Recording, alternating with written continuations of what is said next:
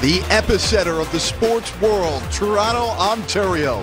A gorgeous, newsworthy Sunday in the 6, where the hope here at least is that the Raptors will win in 5. The scene has shifted back east with the Raptors holding a 3-1 series advantage, a first ever title won on international soil, or a comeback for the ages. Either way, we are set up for a historic conclusion to the NBA season.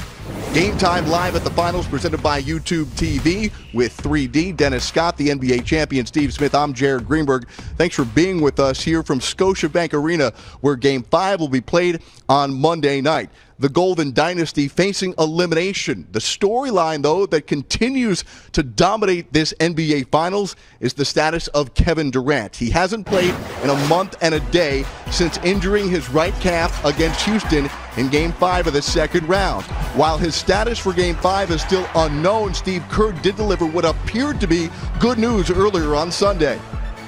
He'll practice with us today, and he'll get some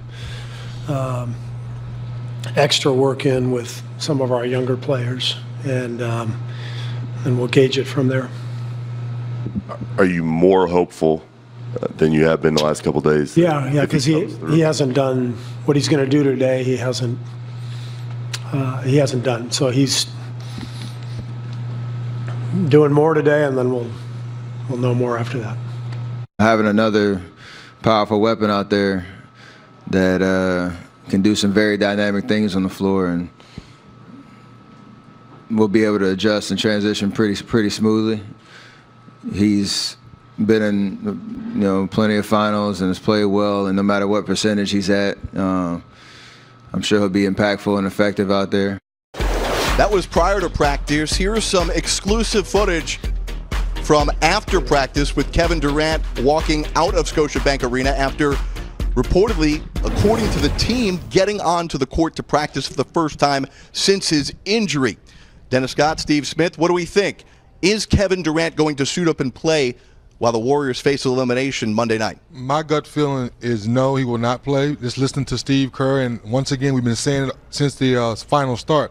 It's hard to simulate 2-on-2, 3-on-3, and throwing him out in the fire trying to guard Kawhi Leonard or chasing Danny Green around.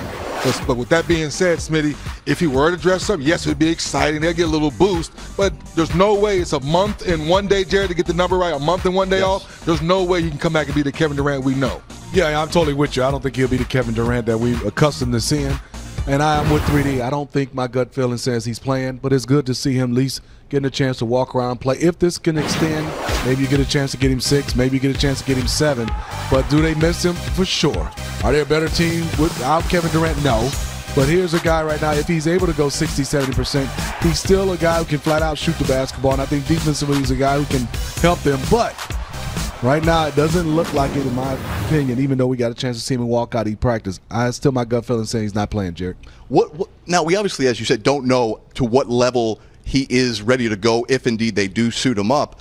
But if he's thrown out there, how does that change the way this team has been playing? And again, we have no idea, Smitty, how healthy he is. Yeah, and I think that's the biggest part is how healthy he is, how long can he go, would he be on the minutes restriction? But I know on the offensive end, he can flat out shoot the basketball. That's right. You got to account for him. He's one of those guys, you talking about spacing, whether he can just stand there, he's not going a lot of one-on-one. Defensively, he knows how to play. He's bought into what they're doing. He's blocked shots. He can switch.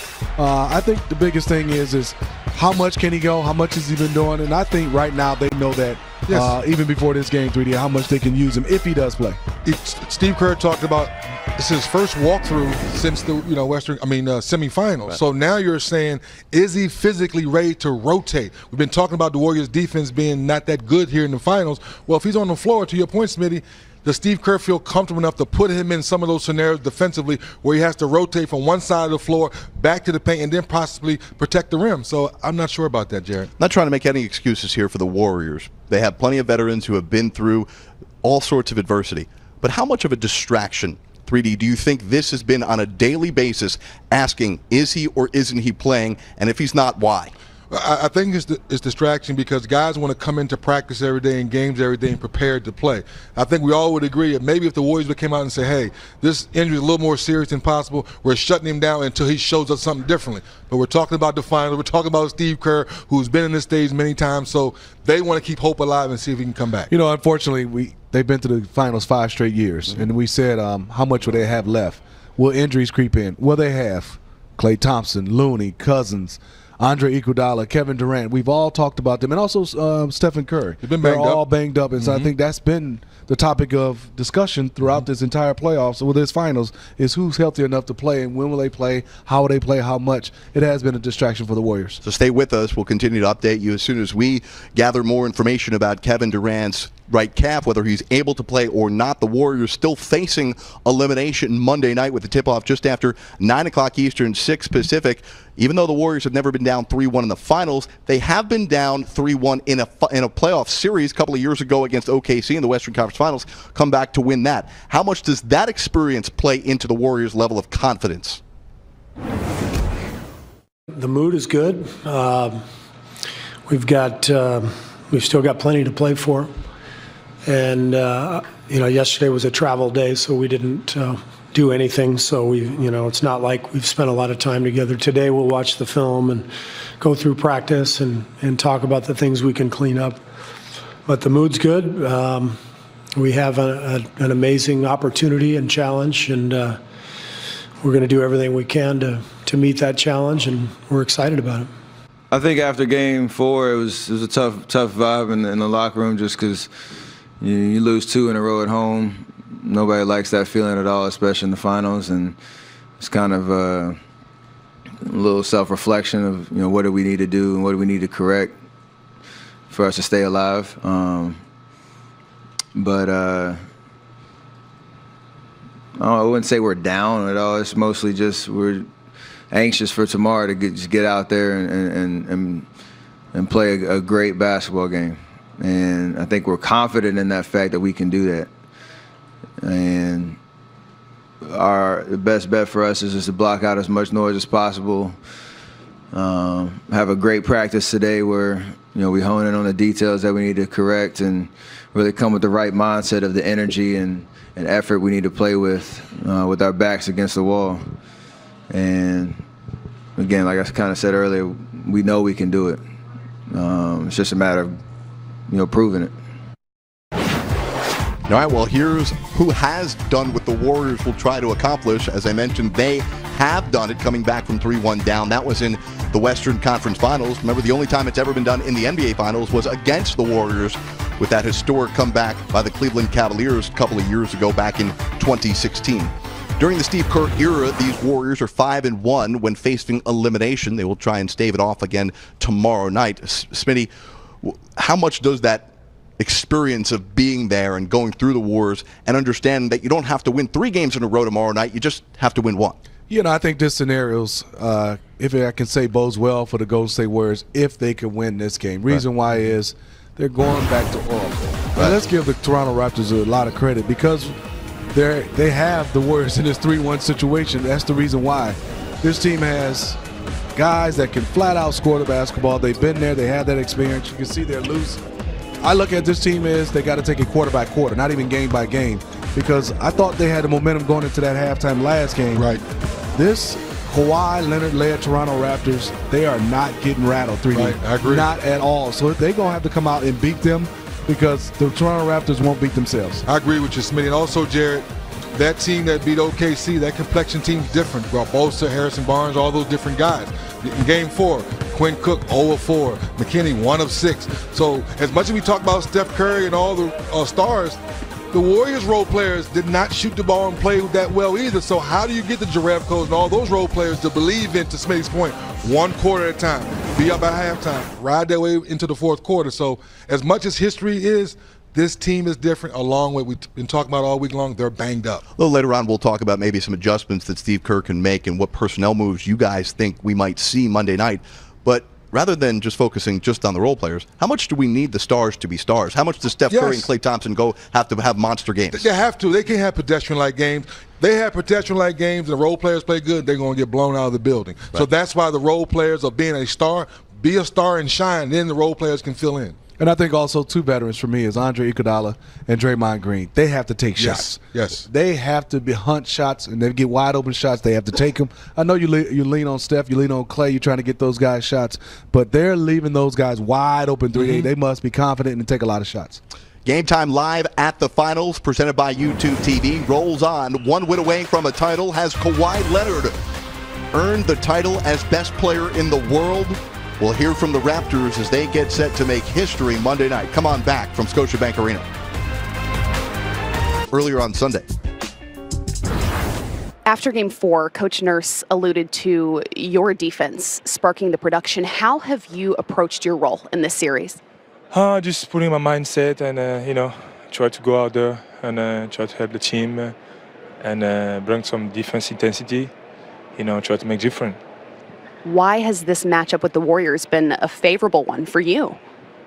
Just the way they're playing, they play more fast, and so I'm kind of, center with, speed too and quickness. So I'm trying to use my quickness against them. It kind of work. It kind of match better, and also it's not only one person. It's teamwork, because every time I'm go help somebody and.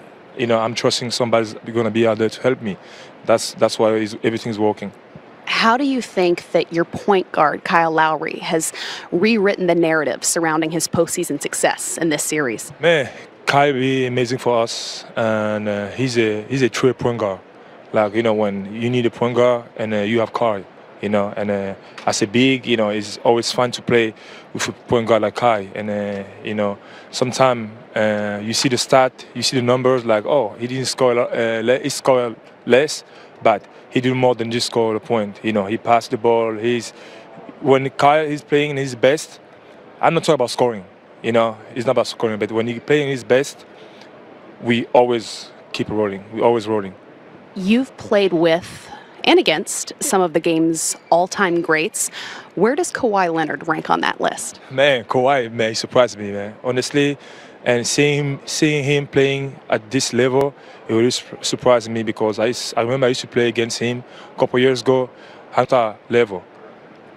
Is it possible to quantify what a championship would mean to Toronto, to Canada? Man, those fans here, this city, this country deserve it, man. They be supporting this team for so long, even before me. And they're always here, they always cheer for us. They give everything. I think it's time for them, to have fun, to enjoy. And they deserve everything.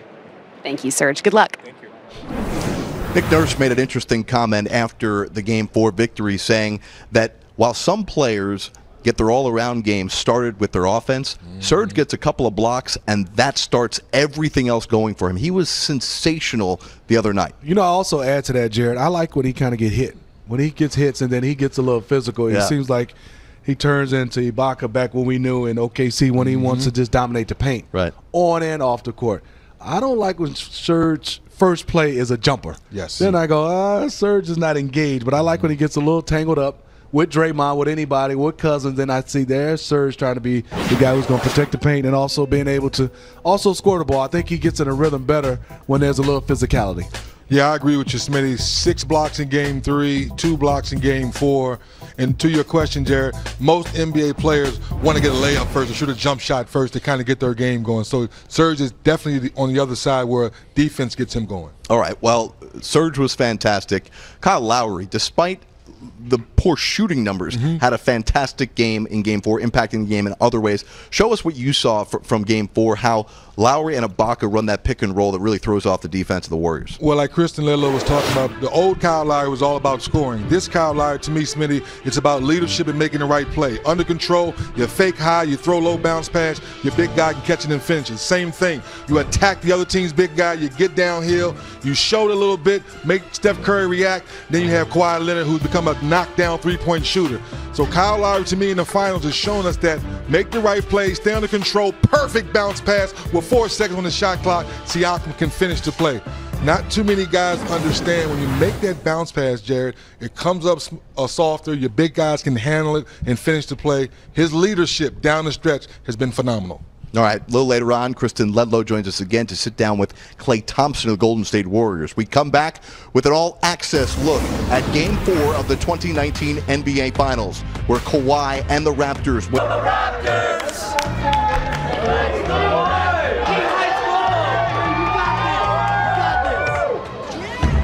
The Raptors getting set to face the Golden State Warriors as Toronto comes into this game. A chance to grab a 3-1 series lead.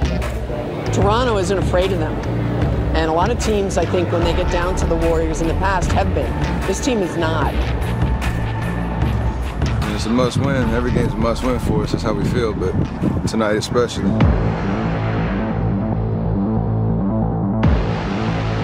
Big game. Got to take it to them again on the road. A lot of intensity, a lot of passion to get this one. Perhaps a little more emotional for the Warriors and their fans, knowing that this is the final season at this building. Warriors, come out! Come on now. The Warriors want to square the series.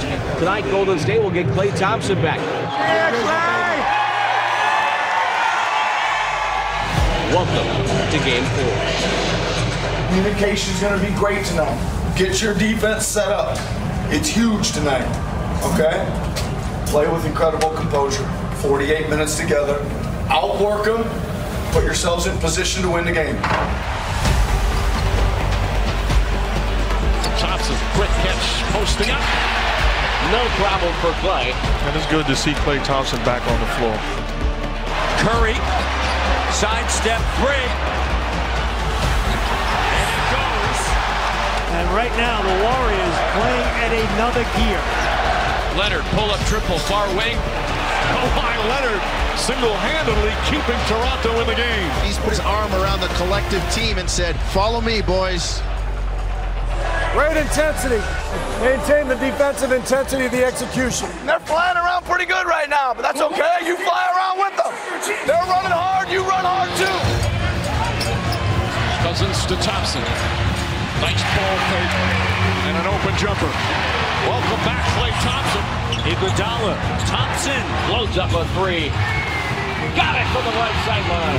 You really can see how much Thompson brings to this team. 35-27 Warriors. Here's Lowry, feeds Siakam, rolling down the post and scoring on the lay-in. If I'm the Raptors, I am excited about where I am right now to end this half. They're still hanging around this Warrior team. Let's up our effort a little bit. The offense is pretty good. Step into your shots and start making some more, which is going to help our defense. I need everybody's energy up. Defensively, we're getting after it. Every possession, everybody rebound and we go. All right? Here's Van Fleet pushing it. In transition, Kawhi lets it fly. And that ball played a little plinko before it fell down. Down one of the Raptors looking for their first lead of Game 4. Pulls the trigger on a three and hits. Leonard knocks down another three. And the first lead of the night for the Raptors.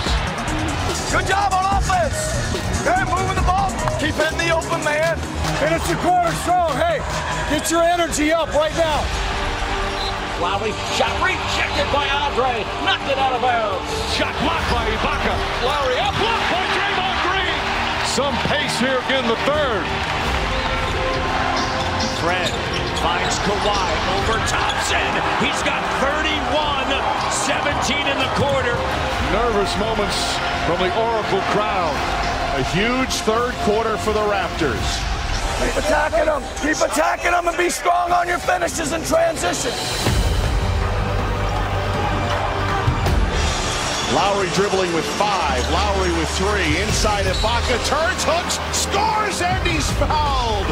Serge Ibaka, big impact off the bench. This crowd is stunned. Ibaka to Lowry. Kyle Lowry has been the ultimate maestro in this second half. Back to Ibaka, but a slam. Ibaka has been special. Raptors showing such poise here in this hostile arena. Leonard, open three, knocks it down. The Toronto Raptors have won Game 4. They take 2 here at Oracle Arena. And now Golden State 1 loss away from their dreams of a three-peat coming to an end. not satisfied.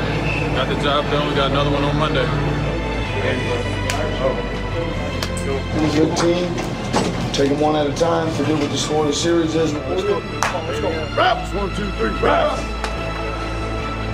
Think about this. The Warriors just lost back-to-back NBA Finals games in their house. It's one of those nights where you play a lot of energy and start to build momentum, and the wheels fall off a little bit. We got to do something about it if we want to, extend this series.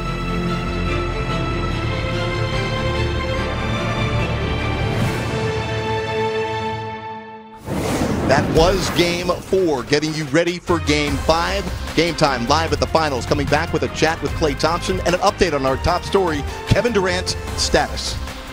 Here, seen taking the court for the first time, practicing with his team since injuring his right calf during Game 5 of the second round. He has been listed as questionable for Game 5. Smitty 3D, more surprised if Durant does or more surprised if Durant does not play Monday night? I would say does. Just the reason why is he's been off so much. This is his first time he having any contact with playing, so I would be surprised if he does play 3D.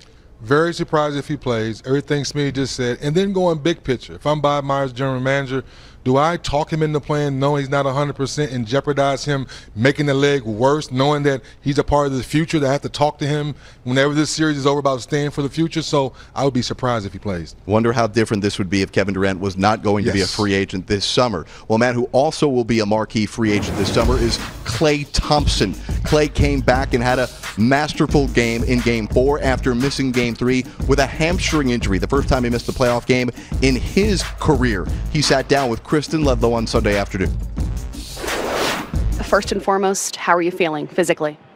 I feel good. Bordering great. Close to great, yeah. By tomorrow, I'll feel great. Okay, well then what have these non-game days look like for you? Man, a lot of time on the training table. It's not very fun, but you just realize it's a part of the journey and makes the story that much sweeter. Especially when you get older, inching close to 30. Got to see that training table more often than not, so it's part of the game. Happens to us all. How difficult, though, has it been not knowing from game to game who's going to be available, especially with someone like Kevin Durant still sidelined? I mean, it's tough just because you know how much KD brings to our team. You saw it the last couple years in the finals, the man averaged, 35 in a game, doing whatever he wanted. And I think we've done well without him in these past 9 or 10 games, what it has been, but we've definitely sorely missed him. And it's a tough injury he has. It's really tough. We're a lot of guys banged up, but at the end of the day, no one's going to feel sorry for us. We've played plenty of teams in the past, playoff runs, who've been banged up. I learned that the NBA season is the war of attrition. It's who can manage your body the best, who can navigate through the long haul. And, I think Kay's going to come back. I don't know if it's game 5, 6, or 7, but it's our job as the other guys on the floor to, win a game here and extend the series for him so he can come back, because I know he's dying to get out there. He's a incredible competitor. I've played with him at the highest level, whether it's the Olympic gold medal game or the NBA championship. He's going to bring it, and I know it's killing him not to be out there, and he's sorely missed. What will practice then look like today now that he's been cleared to rejoin you? I'm just excited to hoop with him again. He's such a great talent, transcendent talent. Doesn't come around very often, so excited to be on the hardwood with him again and go from there. Just have a great practice. That's all you got to think about. Don't even think about the game tomorrow. Just have a great practice. It's not the first time that your team has faced a 3-1 deficit. How much confidence is stemming from knowing how to overcome it? A lot, honestly. I mean, it's not fun being in this position, but it's a challenge that we've seen before. And it's something we've been on the other side of and lost the lead. So it does take a little pressure off you, knowing that you've done it in both scenarios. So for us, it's about going out there, tricking yourself in the mind that you have a free swing. You know, the pressure's on the Raptors to try and bring home this first championship to Canada. So it's on us to deny them that right tomorrow. And, you know, if we got to harp on old experience, obviously that series in 2016 is fun to go look back on. But the championship also, you can draw from too, and how we were up 3-1 and kind of relax, let our guard down, and let Cleveland get back into it. Who knows? You know, I know the Raptors got some tremendous professionals on our team. They probably won't let that happen, so we're gonna have to go take it and still our will. But if there's a team to come back from it, I think we could be the ones. Then, having done it before, what's the balance between having a big picture perspective and honing in on the individual task at hand? It's all about the latter. You just got to hone in on what's at hand and win the day. So I've learned in the professional ranks is that you can't look too far ahead, especially this time of year. I did that in 2016, you know, thinking about the parade already, being up 3-1, thinking about all the good stuff that comes with winning a championship, and then it was just taken from you like that. So you got to stay even keel and just carpe diem, seize that day. That's all you can really do, and the rest will fall into place. Thank you, Clay. Good luck. No problem. Clay the philosopher. Clay is a mess, man. I love it. Well, he was tremendous in the Game 4 loss. One guy who has struggled the last couple of games is DeMarcus Cousins. After his tremendous performance in Game 2 where he had 10 and 11, the last two really struggled from the field and a lot of turnovers. So what type of changes do we expect from Steve Kerr, and could it include a different role for DeMarcus Cousins? I think so, Jared Smitty, that maybe we take some back from him now because he's put his best foot forward, extended minutes, 8 minutes, but those legs aren't there. The passing's there, rebounding's there for a little bit, but the lift, moving, is not there, Smitty. And the Raptors are taking and going at him on the defensive end. Yeah, you're totally right, 3D. They have to get off to a good start. So I'm not sure Steve Kerr starts him in Game 5. And I think you look the way Looney has played, even with the injury. And I love the way Bogut has played. We know he's has some age on him, but he's come in. He's defended well. He's blocked shots. He's been in the way. And then I think for them is they have to go a little bit smaller, and they got to play a little bit quicker to get up some shots, to get more possession so they can score. And defensively, Boogie has hurt them, and also the turnovers. Now, if Durant does come back in, obviously he would probably take some minutes from Boogie, and maybe you go back to that Hamptons 5 look. But think about this now, this challenge is you're trying to stave off elimination, working back Durant, trying to work back Cousins into the lineup. There's a lot of reacclimation that you're trying to do here when you're trying to save your season. You're trying to get back to who you were before the injuries, but then again, they've played good basketball like Clay talked about. But you need someone else to help you get back to where you were. Is it Jordan Bell? Is it Damon Jones? You need some lively legs to rotate and run the floor and match what Toronto has done to you last two ball games. Even if Kevin Durant plays, you still need someone else, Smitty. Yeah, I think so. And I also give DeMarcus Cousins a lot of credit. I didn't think he'd be playing this entire finals. So he got himself back to be able to play, got him a game that I thought he really helped him. I think it's now, like 3D said, the Jordan Bells, the lively legs. Somebody has to give them some extra help. And I think also playing Durant, if he does play, it will help out Cousins, because then you're definitely going to be single coverage. Well, Steve Kerr has not been a stranger at changing his lineups heading into games in these postseasons. He's had a ton of them. We'll see if he does that again for Monday night. Well, the Raptors will have that Jurassic Park effect and this home court advantage. We'll take a look at the super fan hit there by so many NBA and WNBA players. Well, incredible work by the fans out here in Toronto. Jurassic Park has been absolutely off the charts. They've already started lining up for Game 5. 55 hours before Game 5, they're outside getting ready already for what is going to be a crazy scene. But there is one fan who stands out above all the rest here in Toronto. There's a special inside look at the super fan for the Raptors. Super fan! Super fan! Let's go Raptors! Let's go Raptors! Let's go Raptors! Let's go Raptors! My name is Napatia, Raptors super fan. This particular designation was given to me in a 98-99 season by our Vice President, Isaiah Thomas. He called me in the court and presented me with a very special jersey, Superfan 1, and all of a sudden, I became the face of the Raptors. What he does is like a really beautiful thing for the team. He brings people to the game. He gives tickets to communities and kids. That's what makes him, great. I came here to this country in '84. Very tough time during that time. 34 years ago, Nobody wanted to give an opportunity to a guy with turban and beard.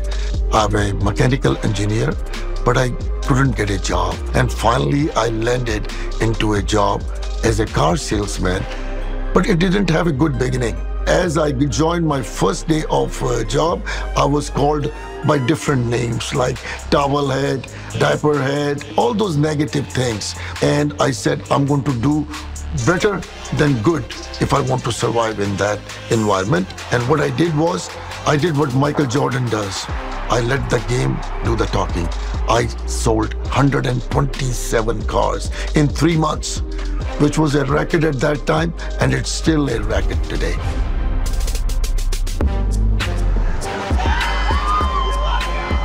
'95, when the Raptors came here, I bought 2 tickets I could only afford to. It was love at first sight. I'm so blessed.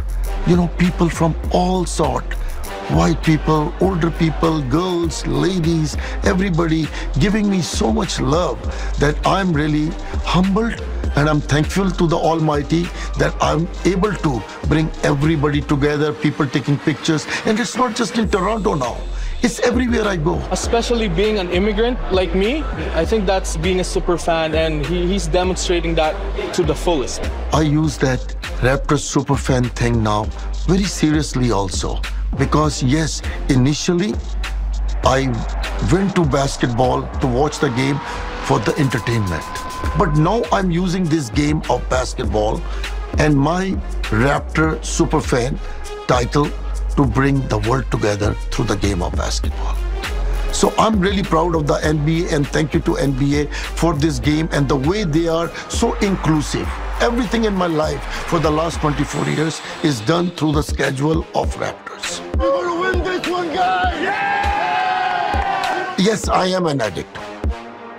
But I don't drink, I don't smoke, I don't womanize, I only Raptorize. They will be headed to the NBA Finals. When the Raptors made it to the final, beating Milwaukee, I went high all of a sudden.